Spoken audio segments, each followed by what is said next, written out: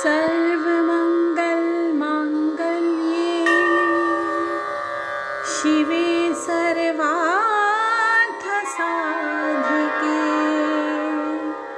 शरण्ये त्र्यम्बके गौरी नारायणी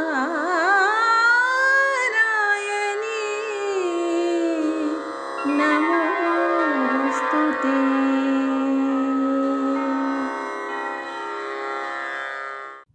जय माँ इंद्राक्षी, जय अम्बे। इंद्राक्षी धाम में दर्शकों आप सभी का हम हार्दिक स्वागत करते हैं। आज सप्तम नवरात्र है। भगवती कालरात्रि का आज के दिन पूजन किया जाता है और देवी माँ का जितनी श्रद्धा से जो भी साधक भक्तगण पूजन भजन करते हैं, भगवती उतनी ही दयालु होकर के उन भक्तों का बेड़ा पार करती हैं।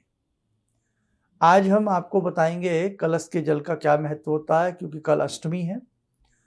90% बहुत लोग 80-90% अष्टमी में ही कन्या पूजन करते हैं।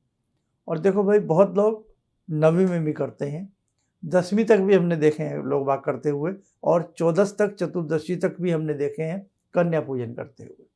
अपनी अपनी आस्था है, जैसी भगवती ने जिसको शक्ति दी है वो वैसा कर ही लेता। तो आइए पहले आज का हम पंचांग पढ़ दें, फिर हम आगे की सारी जानकारी आपको देंगे। आज का कार्यक्रम बहुत खास है। जिन्होंने नवरात्र रखे हैं, व्रत रखे हैं, वो जरूर ध्यान से सुनिएगा।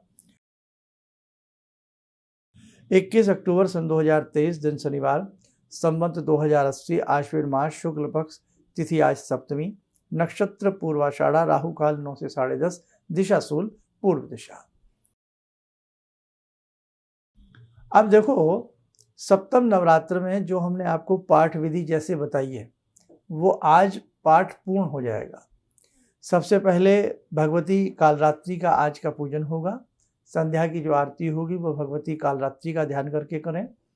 जो लोग तुरीय संध्या करते हैं, रात्रिकालीन भी साधनाएं करते हैं, तो वो सब भगवती कालरात्रि का ही ध्यान करके आज का पूजन करें। जो भी आज हम भोग लगाएं भगवती को, जैसे हमने बताया था, आज के दिन भगवती का जो भोग होता है वो गुड़ का होता है या गुड़ से बने पदार्थ का होता है, तो वो भगवती कालरात्रि का ही ध्यान करके लगाया जाता है। जैसे कल महागौरी का पूजन किया जाएगा और कल अष्टमी है, तो अष्टमी में भगवती को नारिकेल का भोग बहुत प्रिय है।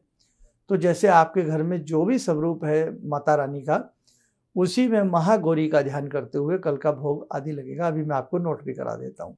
तो पहले आज का कर लीजिए, आज का पाठ कर लीजिए और आज का भोग कर लीजिए। भगवती आज की जो मुख्य देवी हैं, भगवती हैं, वो माँ कालरात्रि हैं। भोग गुड़ या गुड़ से बना पदार्थ का लगाया जाता है। और साथ में आज जो अध्याय पढ़ा जाएगा, अब हमारे 2 ही अध्याय बचे हैं, 12वां और 13वां। दोनों के दोनों अध्याय आज पढ़े जाएंगे। शुरू की चीज़ें जो कवच, अर्गला, कीलक वगैरह होती हैं, शाप विमोचन के जो 3 मंत्र हैं वो शुरू में, उसके बाद कवच, अर्गला, कीलक वगैरह पढ़ के नवारण मंत्र की माला करके फिर आज पाठ कौन सा किया जाएगा, 12वां और 13वां। अंतिम पाठ बचे हैं, आज 12वां 13वां पाठ हो जाएगा। उसके बाद फिर नवारण मंत्र की एक माला होती है, जिनके पास पुस्तक है सारा उन्हें पता होगा। उसके बाद फिर हम सूक्त पढ़ते हैं। सूक्त के तुरंत बाद ये ध्यान रखना, तंत्रोक्त सूक्त के बाद, देवी सूक्तम के बाद आज तीनों रहस्य पढ़ लेना। तीनों रहस्य आपकी बुक में ही हैं, प्रधानिक रहस्य, वैकृतिक रहस्यम और मूर्ति रहस्य। तीनों रहस्य आदि पढ़ के क्षमा प्रार्थना आदि मांग के भगवती की आज के दिन आरती कर देना। ये आज का आपका पाठ संपूर्ण हुआ। अब कल अष्टमी है, तो कल जो कन्या पूजन करते हैं वो मैं कन्या पूजन का भी तरीका बता रहा हूँ। बहुत सरल विधि से कढ़ाई पूजन बता रहा हूँ, कलश के महत्व बता रहा हूँ, जल का क्या किया जाएगा। और जो लोग नवमी करते हैं तो वो आज का अष्टमी वाला जो मैं अभी बताऊँगा वो सारा सुन लेना, कल भी सुन लेना, उस विधि से कर लेना, ठीक है। और इसी के साथ साथ एक जानकारी और ले लें।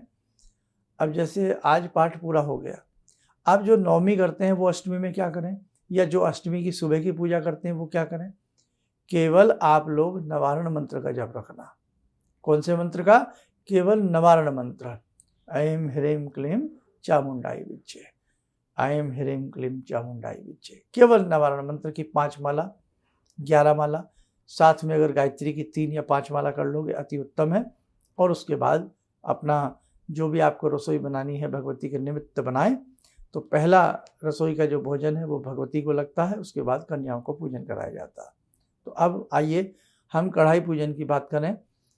जिस कढ़ाई में आप हलवा बनाएंगे, जब हलवा आपका बनकर के तैयार हो जाए, उस जो पकड़ने के उसके हैंडल होते हैं, कूंदे जिसे कहते हैं, तो उस पर हल्का सा कलावा बांध दें, तिलक लगा लें, प्रणाम कर लें कि भगवती का भोग है वो बहुत ही विशेष भोग है भगवती का जो बन रहा है।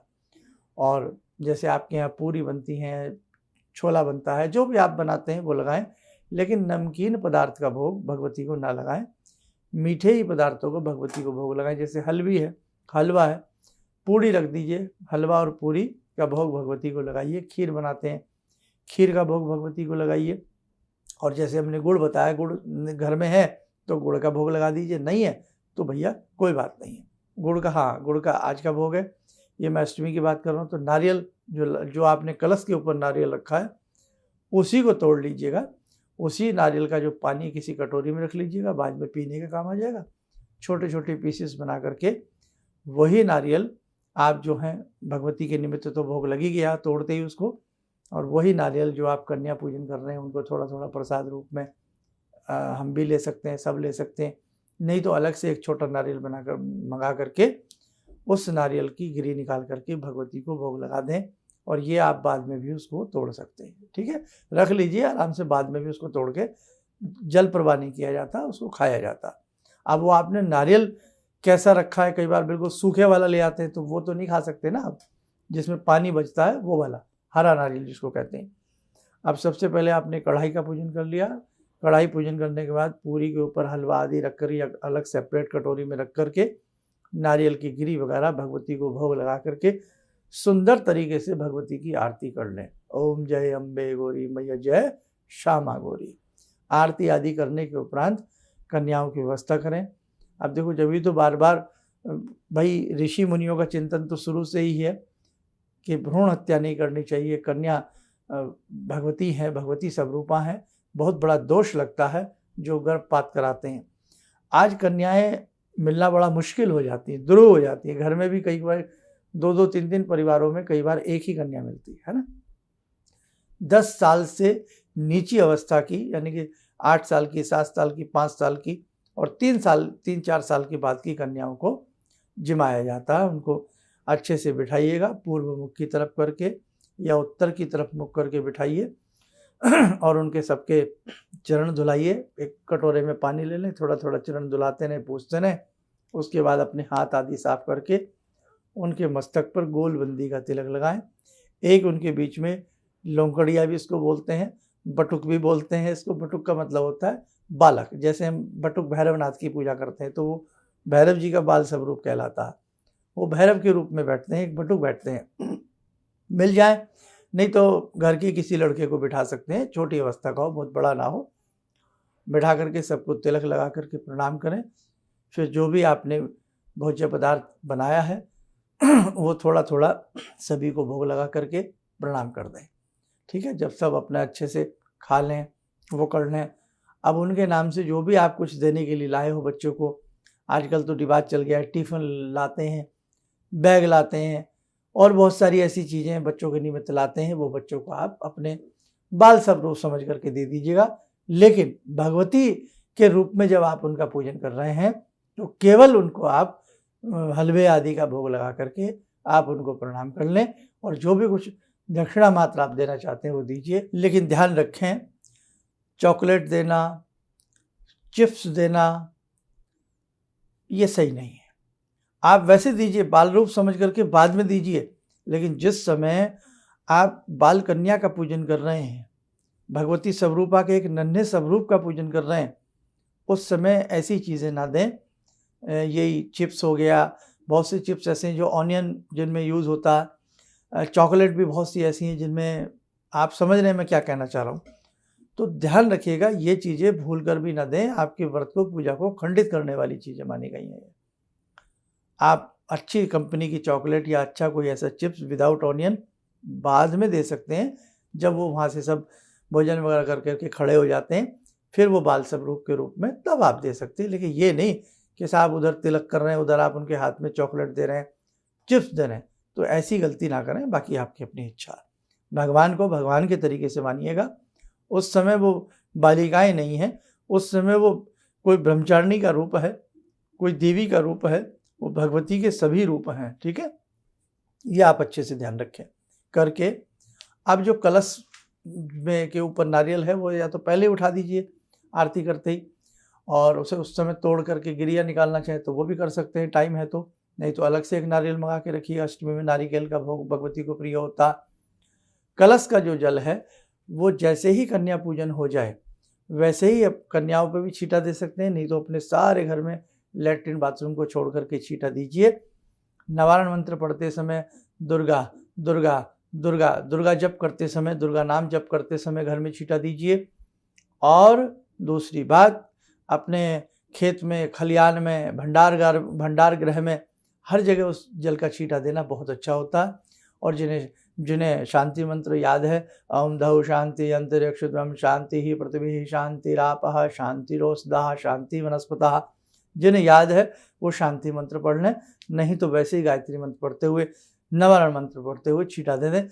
जो किसान लोग हैं या जिनके पशु कहीं दूर बंधते हैं घर से, तो वो थोड़ा सा बचा करके रख लें, और सभी भोजन आदि करने के उपरांत बाद में अपने साथ ले जाकर भी अपने खेतों में, खलिहानों में, भंडार गृह में छींटा दिया जा सकता है। उद्योग स्थल में भी बचा करके रखा जा सकता है। बाद में जब आप दुकान पे जाएं, अपने व्यापार मंडल पे जाएं, वहाँ जा कर के भी उस जल का थोड़ा सा शीशी में ले जाए, शुभ माना जाता है, छींटा दे सकते हैं। बाकी जो बच जाए, ज़्यादा किसी ने रखा है तो किसी प्लांट में, गमला में, कहीं भी आप उस जल को बाद में विसर्जित कर सकते हैं। ठीक है, तो ये उस जल का किया जाता है। अब जो जयंती उसमें आई है, अब जिसकी सफ़ेद दूध जैसी जयंती आ जाए तो उसको निकाल करके रख लेना चाहिए, धूप दीप दे करके, और बाद में उसे किसी चांदी की डिब्बी में या किसी कपड़े में आवेष्टित करके शुभ गल्ला लॉकर तिजोरी में रखना बहुत ही अच्छा माना जाता है। सफ़ेद नीचे से ऊपर तक पूरी वाइट होती है। अब बहुत लोग हरी हो गई नीचे से सफ़ेद को भी वाइट मान लेते हैं, नहीं, नीचे से तो वो वाइट हो ही जाती है क्योंकि जल का उसमें अधिक तत्व रहता है।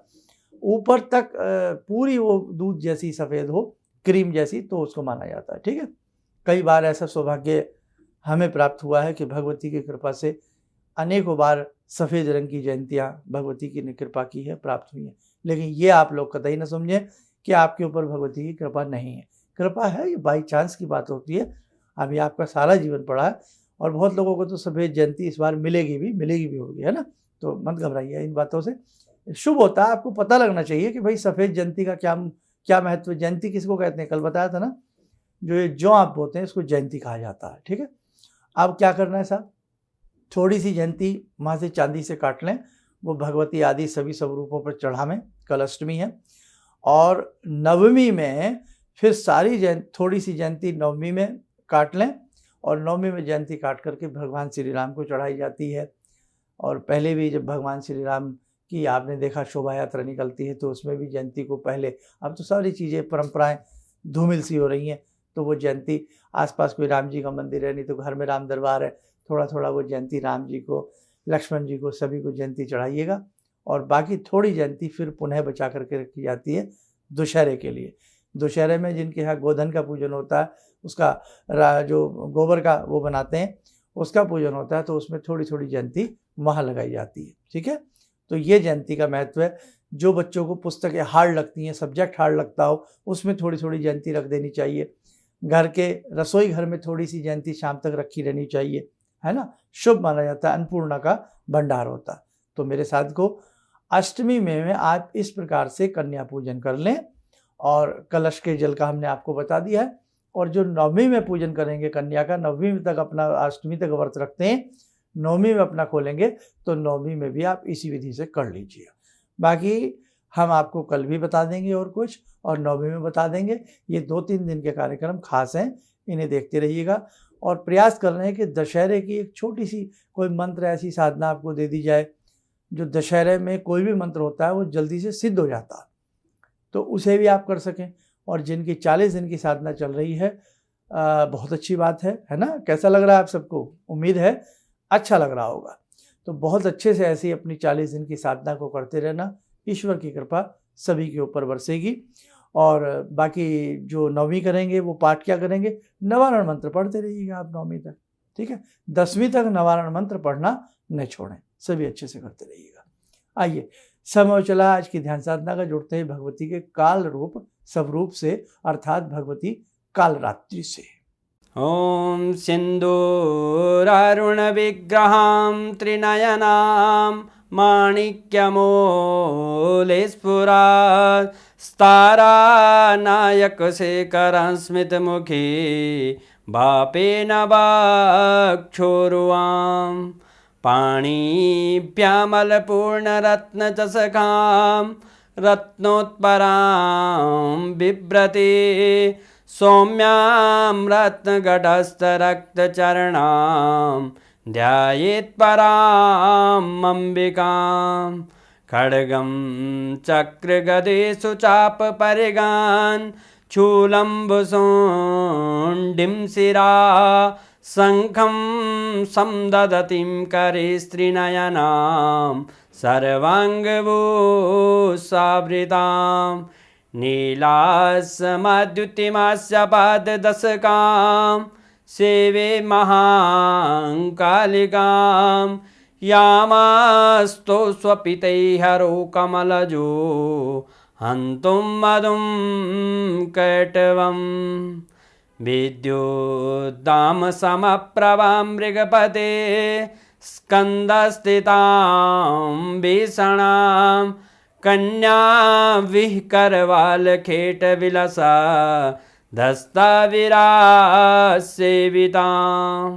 हस्तैश्चक्रगदाशिखेटविशिखां चापं गुणं तर्जनीं विप्राणामलिलात्मिकां शशिधरां दुर्गां त्रिनेत्रां भजे। कवच बना लें, ध्यान करें, भगवती का शुभ आशीष हम सबके ऊपर बरस रहा है।